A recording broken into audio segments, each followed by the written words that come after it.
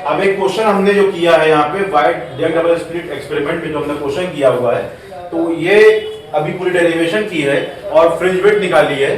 तो fringe width निकाल के हमने देखा कि इंटरफेरेंस पैटर्न भी हमने देखा कैसे आपको दिखाया गया है। तो एक महीना आपके बोर्ड एग्जाम में बचा है, तो इसमें जिसको भी बैच ज्वाइन करना हो वो बैच ज्वाइन कर सकता है। उसमें PYQ में कराऊंगा और PYQ के साथ साथ उसमें हम रिवीजन भी कराएंगे एग्जाम ओरिएंटेड बेसिस पर। तो जिसको भी बैच ज्वाइन करना हो वो आके बैच ज्वाइन कर सकता है अभी के अभी। तो अब उसका व्हाट्सएप ग्रुप में डिस्क्रिप्शन में व्हाट्सएप ग्रुप का लिंक है। तो अब यहाँ पे क्या होगा, जो क्वेश्चन मेरे पास है वो क्या है, डिस्टेंस इस स्लिट का डिस्टेंस स्क्रीन के साथ 1.2 मीटर, स्लिट का जो डिस्टेंस है अपना वो स्मॉल डी है, लैम्डा हमको दिया हुआ है 600 नैनोमीटर, ठीक है। ये हमको दिया हुआ मोनोक्रोमेटिक सोर्स यानी कि सिंगल वेवलेंथ होगा। अब इसकी निकालनी है हमको क्या, फ्रिंज विड्थ निकालनी है। फ्रिंज विड्थ का फॉर्मूला क्या बताया था अभी, lambda D by D. Lambda D by D इसका मतलब क्या है, फ्रिंज विड्थ को दर्शाते हैं बीटा से, lambda D upon small D. Capital D is for distance between the slit and screen, small d stands for distance between the slits and lambda is defined for wavelength. No very well. तो यहाँ पे हमने इसको पहले solve कर लिया है। 600 nanometre दिया हुआ है, 600 नैनोमीटर को हमने इसको पहले सॉल्व किया हुआ है। d दिया हुआ मिलीमीटर पे, हमने इसको पहले मीटर में कर दिया, दोनों को हमने मीटर में कर दिया। ये भी हमारा मीटर में दिया इसलिए हमने इसको मीटर में किया। अब हमने यहाँ पे उसको पुट कर दिया।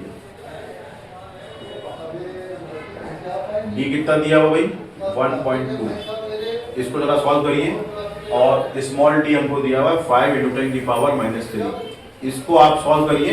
इसको सॉल्व करेंगे आप तो आपको मिलेगा 0.144 नैनोमीटर मिलीमीटर।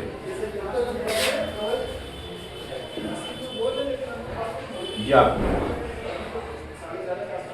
ठीक, ये आपको मिल जाएगा। फ्रिंज विड्थ मैंने निकाल के दिखाया, ये क्वेश्चन हम इस तरह से सॉल्व करेंगे, ठीक है। समझ में आई बात, सबके समझ में आ गई। अब अगर इसी तरह हम अगर कहें कि भाई 10वीं ब्राइट फ्रिंज कहाँ बनेगी, 6वीं ब्राइट फ्रिंज कहाँ बनेगी, तो जो आपका फॉर्मूला यहाँ पे m था, ये पहली ब्राइट फ्रिंज है, ये उसकी ये ब्राइट फ्रिंज, ये फ्रिंज विड्थ है। और अगर कहा जाए कि भाई पहली ब्राइट फ्रिंज कहाँ बनेगी, तो वो पोजीशन वाले फॉर्मूले से निकलेगा जो बताया है, x = m lambda D by D, वहां से निकल आएगा, ठीक है। जैसे आगे क्वेश्चन में कह रहा है, आगे क्वेश्चन में बहुत चीजें यहाँ पे कह सकता है कि जैसे मान लीजिए कि 10वीं ब्राइट फ्रिंज कहाँ बनेगी, 10वीं डार्क फ्रिंज कहाँ बनेगी, दूसरी ब्राइट फ्रिंज कहाँ बनेगी, तो हम x वाले फॉर्मूले थे जो हमने यहाँ कराया था, x वाला formula, xm = m lambda D upon D. यहाँ पे हम निकाल सकते हैं कि हमें अगर कहा जाए 10वीं ब्राइट फ्रिंज कहाँ बनेगी, तो m की जगह क्या रख देंगे 10 रख देंगे, लैम्डा की जगह पे ये वैल्यू रखेंगे, डी की जगह पे ये वैल्यू रखेंगे, स्मॉल डी की जगह पे ये वैल्यू रखेंगे, और हमें 10वीं ब्राइट फ्रिंज का पोजीशन आ जाएगा फ्रॉम द सेंटर O, ठीक है। ये इस तरह से हम इसमें क्वेश्चन करते हैं। ओके, लाइक करिए, शेयर करिए, सब्सक्राइब करिए।